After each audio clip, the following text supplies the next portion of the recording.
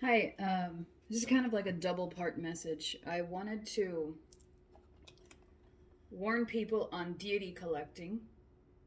And if you don't know what that is, it's this need for collecting spirits because one doesn't serve the purpose that it's supposed to serve, or it just doesn't offer what you thought it was going to offer, and you find yourself searching and searching and searching for more gods and goddesses and spirits and saints and angels and devils and that sort of thing, because it's just not fulfilling. Now, otherwise that would be okay if you knew how to control those energies in your life, knowing that they could affect you physically, spiritually. They could affect your family. They could affect your business. They could affect your work. They could affect your mentality. They can affect the environment around you. They can touch everything basically. So for the people that jump from spirit to spirit to spirit, just know that sometimes if you don't do certain rituals properly, like banishing rituals, or if you don't do cleansing rituals properly, those energies can linger. And even though you've done all the methods in the world to cleanse yourself and to rid yourself of those spiritual presences, remember that they still linger in your mind if you let them. Your mind is where everything starts. So the moment you start to think of them is the moment you start calling them again. And that's why a lot of people say that some spirits stick with you, because they're still in your mind and you're still calling them. Whenever you think about them, it's like if you're whistling at them. So be very, very mindful of the ones that you invite into your spiritual practice, because if there's a chance that they can linger and still feed off of your energy, they likely will. It's just, the way I understand it, it's just a matter of survival at that point. So, with that warning all out of the way, I want to show you a way in which you can get characteristics of a spirit that you're trying to look for, that you're trying to differentiate from other spirits, just by using the 4 basic elements available in the tarot cards. So your 4 basic elements that you have are fire, air, earth, and water. And this helps a lot because a lot of a lot of entities can be broken down into those 4 elements. So for example, if you're looking for a necromantic spirit, it would likely best be associated with earth, because a lot of them are perceived to be understood as subterranean, underneath the earth, at least initially. If you're looking for a love god or a love goddess, they would likely be associated with fire. Okay? If you're looking to expand your insight and to contact a spirit that's going to teach you, well, pretty much teach you anything, you would use a card of swords to represent swords, because that represents the intellect. And for ones involving intuition, dreams, spiritual progression, or you're just wanting to connect with the element of water, you can use the cups. You can also divide these into masculine and feminine. The cups, feminine, and oftentimes earth is feminine. Those are usually the 2 associated with femininity. The wands and the swords are usually associated with masculinity. Now, the swords, being an air signs, can oftentimes be associated with either non-binary or multisexual or even non-sexual, or see, because Hermes was considered like a hermaphrodite. He would Hermes was considered to be both genders, so you can use the swords for that. So we have all bases covered here. Now, if you're looking for something like in regards to how they depict themselves, young, middle-aged or old, and in forms of like human terms, you can use these in regards to that too. The wands would be the youngest. The I believe it goes in this order. Yeah, the cups would be kind of like 20s and 30s, somewhere around there. The swords would be around maybe 30s and 40s, maybe even 50s, somewhere around there, middle age. And then the pentacles would be old age. Okay? So these can also define physical characteristics. So now this is going to depend per person and how they've read it. But usually the wands is going to be like those of fire sign people. So they're going to be in the old tarot that I read, this is usually light-skinned, reddish or medium brown hair, light colored eyes. This can also be like with freckles, or like reddish colored skin. We're not going to exclude that, right? We're fiery in nature, so maybe like kind of slender a little bit, because they're like constantly moving, kind of slender. The cups is usually depicted as very effeminate, so it's like round. They have round features, they have big breasts, big booty, big belly. They have soft and delicate features. They might have blue eyes. This is usually depicted as maybe like a medium or an olive skin tone, I believe. Medium or olive skin tone. But it could be like blue skin. It could be like sea foam skin. It could be anything that kind of depicts water. The depiction of water. Kind of like mother of pearl looking skin. I mean, you never know. But this is usually soft and round features because they have a lot of water in them. Okay. Now the swords is usually, this is going to sound mean, but usually it's like they got to stick up their butt. They're very stiff. They're very firm, so they kind of feel like they kind of might look kind of rigid. This is also kind of like a card of warriors, anybody that carries a sword. So this is like a lot of archangels, or anybody that has a weapon on them can be depicted by this, or by the wands, just depending. But this, I believe, was usually they usually could have like medium colored eyes,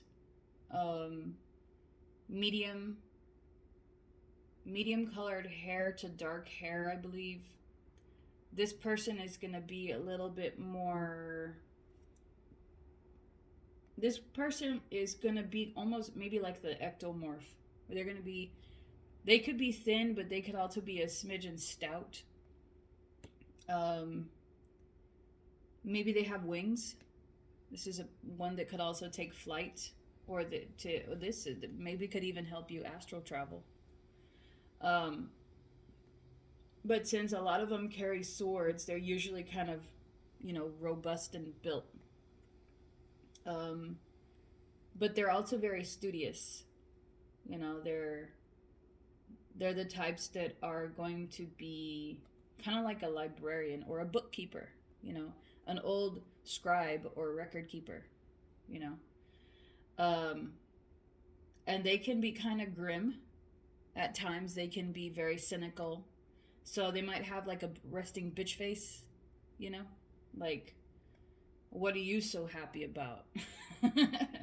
So they might have kind of like a frownish, a type of like a frown type of demeanor. And very cold, so they might have a frowed brow, or their demeanor is that of one that's going to attack, but not attack spontaneously. It's going to be a calculated attack. So if you can just picture that kind of physical demeanor, that's what the swords would bring you. Now finally, the pentacles, the earth signs, are going to be a little bit more stout, like a bull. They might, they could be overweight, but they're going to be kind of more like built like a rock. They're going to be dark hair, dark eyes. The skin, dark, could be. And they're going to be like, so because they're of the earth, so they're going to be like very stubborn, hard to move, still pretty calculated, but they're not quick to anger. Some spirits are quick to anger. These spirits that are made of fire are going to be quick to anger. The spirits that have more water are going to be quick to be saddened or quick to be emotional. The ones made of air are not going to be quick to be emotional because they think or they act logically, based off our logic, But these are going to be the least. These might actually be kind of hard to contact, to be honest with you. They can be like an earth goddess, but they're not going. How do I describe this? It's not that they're not going to yield as much results for you. It's just that they're going to be like that of the earth. It's only going to be moving when it has to, because the earth moves, but it moves in its own due time. This is also a card sometimes of subterranean, meaning underworld. And those spirits can be, how do I describe it? Hold on. Sorry, I had to sneeze. But you have to work for it, in other words. Like, you really have to work for it. You have to put forth the effort. With these two, you really have to put forth the effort to get their attention. You have to go through certain trials, especially with these. You have to go through certain trials and get past their tests a lot of times to be able to access them, because with many cases, with stories of the underworld, you have to go through levels to be able to achieve communion with the Lord or Lady of the Dead. Oftentimes this will show up with shadow work or show up with trials in your life that you have to surpass in order to get to the real answers. I am currently going through that right now because I am studying variations of necromancy. And as I mentioned in the previous video, there's hierarchies. There's hierarchies in everything. So I myself am learning how to appeal to the subterranean natures of these spirits. Oftentimes with these, if you're going, underworldly, you might want assistance from these. Anytime somebody trekked the underworld, they needed a guide. In many different cultures, they needed a dog or a horse. So that's why I would say have a companion if you're trying to trek the underworld. But yeah, that's kind of the characteristics of each element. Of course, you don't have to break it down into elements. You can go a little bit further and you can use just all of the tarot in the deck. You know, each card is divided into 4 suits, which are these 4 suits. And each one can represent characteristics of the spirit that you're looking for. So what would you gather from the spirit that represent a spirit that's represented by the Lover's card? You would automatically think love goddess or love god, right? Not always, because this card is also, by definition, a card of 2 choices. So that spirit, and I oftentimes have a hard time with this one. That spirit could also be double-faced. You know, that spirit could have 2 sides to them. Because the Lover's card is the card of Gemini. So when you think in terms of Gemini, you think in terms of twins. And there are gods out there that are twin gods and twin goddesses, you know, or twin energies. It's not necessarily polar opposites. It's 2 combined in union. So that would give you an idea that maybe you're looking at a spirit that might be spiritually wed to another, or you're looking at a spirit that could be like a twin god, like the god Janus. He's got 2 faces. Or a spirit that has 2 sides to it, kind of like a Legua and Eshu. You know, or Mercury, where he encompasses kind of 2 sides to him, because he's a messenger of the gods and he's always in the underworld and in the celestial world. He's got 2 roads to him. So yeah, you know, the tarot can be very helpful in deciphering characteristics of a god or a goddess or a spirit or an entity that you want to work with. Now, what would you think of this? If you got this card to represent a spirit that you're working with, what does this card say to you? You see how he's getting attacked by those swords and he's also at risk of drowning? What would that say to you? I would say that means that spirit's going to put you through mental tests. The bottom of this card says miedo, and that means fright or being scared. So if this card popped up and you're looking for, say, like you're looking for a spirit that's going to help you with like shadow work, that spirit's definitely going to help you acknowledge your fears and wade through the waters of your emotions and get through the trappings of your mentality to move you on to the next phase, you know? So you could use these as characteristics of the spirits that you're looking into. Or they might actually be hidden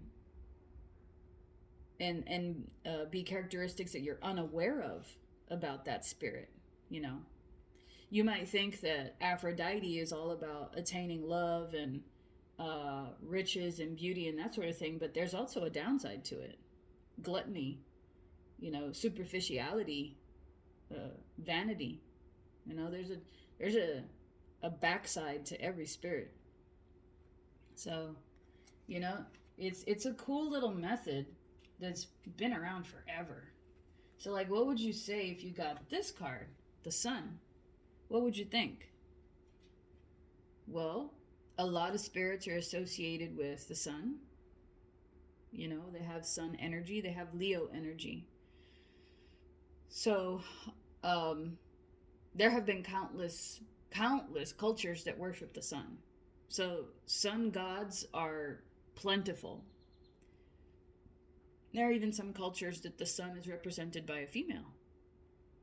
So, this spirit would give you power, vitality, knowledge, strength, pride, but not arrogant pride, but pride nonetheless. It would give you magnetism because everything gravitates towards the sun, you know? But it would be normally it would be a heavily masculine force. So, I just wanted to show you these methods on how to use your tarot cards to, if you have tarot cards, that is, to get definitive qualities of a spirit. So one last one before we go. What do you think about this one? The Tower. If this card pops up and you're looking into a spirit, what does that tell you? I think if for me, it would mean that spirit's going to tear me down and build me back up again. And help me to build myself back up again. But it's going to tear me down in a way in which is going to be extremely uncomfortable. It's going to put me through all kinds of trials to where I have to build a new structure. So I would imagine that this spirit is going to be no BS, vulgar, gonna be probably an underworld spirit, probably, and probably it doesn't determine what we're masculine or feminine, but definitely a powerful force to behold. So yeah, just wanted to share that with you guys. And if you have any questions, leave them down below. I'd be happy to help. Let's try to keep it respectful in the comments. And if you need a consultation about Santa Muerte or about anything else you think I can help you with, please feel free to book it on my Etsy. Or if you need a reading, please feel free to book it on my Etsy. Okay, you can also get a hold of me on Instagram under the same name, Janelle Longoria. And I'll do my best to try to reach you as soon as I can. But that's the messaging system that I check the most. So until next time, guys.